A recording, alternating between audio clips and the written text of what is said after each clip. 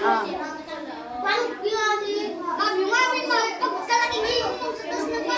Pagkalaki.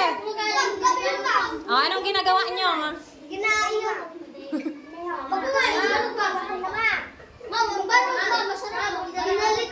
Di ba nakakaranas kayo ng mga ganun sa gabi? Pag may narinig kayong kakaiba, anong ginagawa ninyo? Ano? Plastic sinong biglang napapatakbo dito kapag nakarinig ganon? Di ba nakakatakot? May nagaiyak? Saan?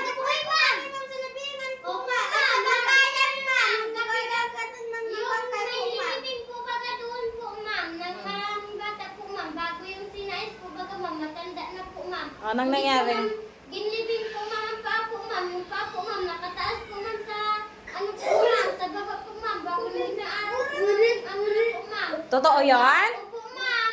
Yung mga kasama niya po ma'am, sila ay po ma'am. Anong naging reaction nyo nung nakita nyo may ganon?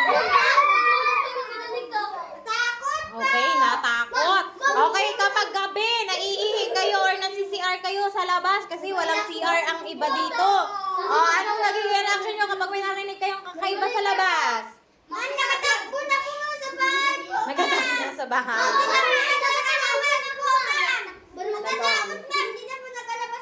Hindi na nagalabas. Dapat meron kayong kasama.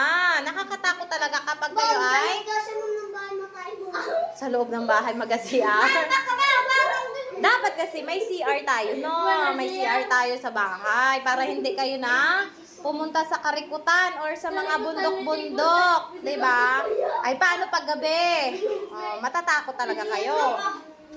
Okay, yan yung magiging reaction natin. Yung tayo ay matatakot, kakabahan, sabay ano? Sabay tayo doon ma'am. Sabay takbo kasi nga takot na tayo, 'di ba? Kapag natakot tayo, tahimik na. Tama na. Kapag natakot tayo, anong gagawin natin? Anong una natin gagawin? Gatakbo. Okay, wag niyo kalimutan na mag-pray kapag natakot tayo. Kasi kapag nag-pray tayo, anong mangyayari? Mawawala na yun. Okay, mawawala na yung takot. Totoo, may nag-aiyak doon sa inyong ano? Bakit? Saan ang bahay niyo?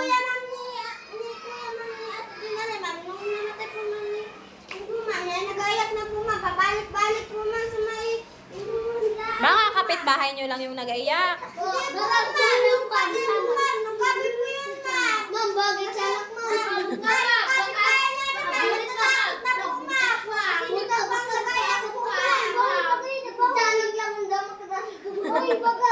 Okay.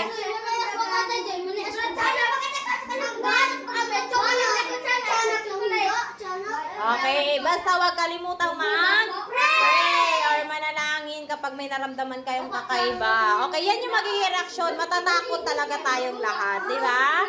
Okay.